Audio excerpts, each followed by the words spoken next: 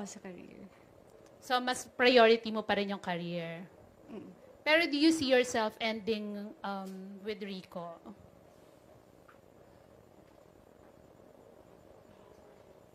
Ay, yeah. Oh, but, ay, sorry. Nagiging emotional ka. Sorry. Would you like to say something?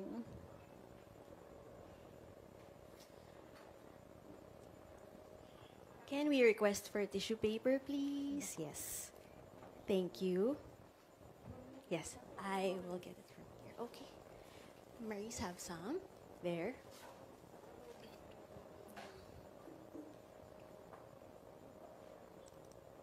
I'm so scared.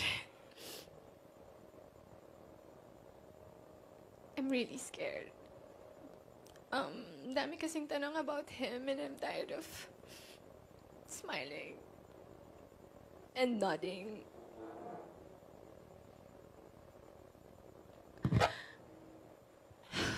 I'm so scared because if I announce it, then it's real.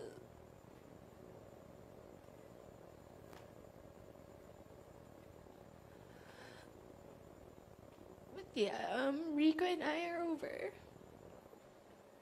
So sorry, Maris. Sin- Okay lang bang mag-share ka, Maris? Kasi parang emotional ka. It's fresh. It's been a few weeks. Loneliest, emptiest weeks I've ever experienced in my life. Yeah. So, I know, may pinagdadaanan ka nga. Pero paano ka nagko-cope up ngayon?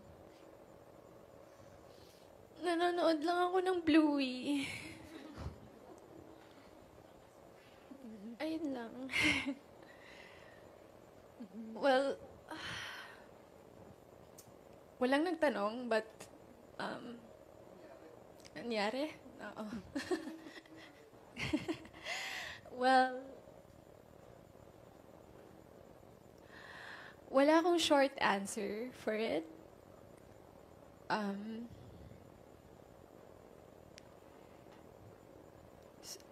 Hindi ko rin siya malabas ng isang statement lang kasi hindi ganun kadali. Hindi ganun kadali.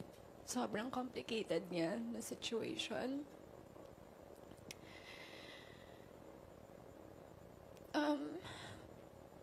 Rico and I,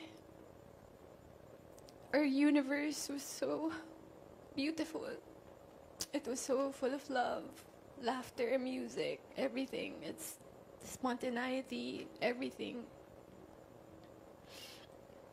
Sa 5 years namin together, we were always on the same page. Always on the same page. But I don't know what happened to me. Maybe I turned to the next page and saw a new perspective sa life.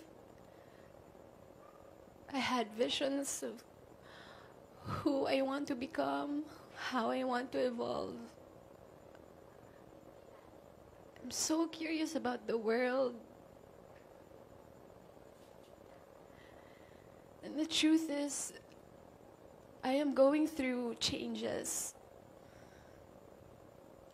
And alam naman natin yun, change is either good or bad. But what I hate about change is that it's inevitable. Di mo siya matatakasan. And wala ka nang ibang gawin kundi you have to face it and confront it. Because it's been in the back of my head. So yeah, I told Rico about it. I told him my problems, my issues sa buhay. And he took it like a man. He took it like a man.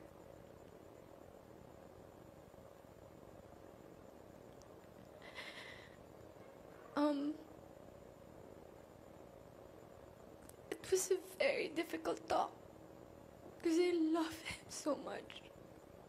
I love him and he loves me, but I have so many questions about my life and how will I go on sa buhay with him when I have so many questions about me, my sense of self. It was so difficult. But it was a very polite separation. Up to the very end of our relationship, it was still full of love, full of understanding. And Rico is one of a kind.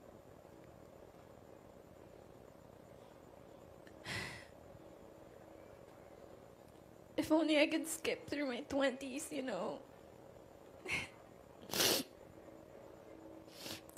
But I can't. I have to face it. I have to sit with my feelings and acknowledge my changes. Ayun lang.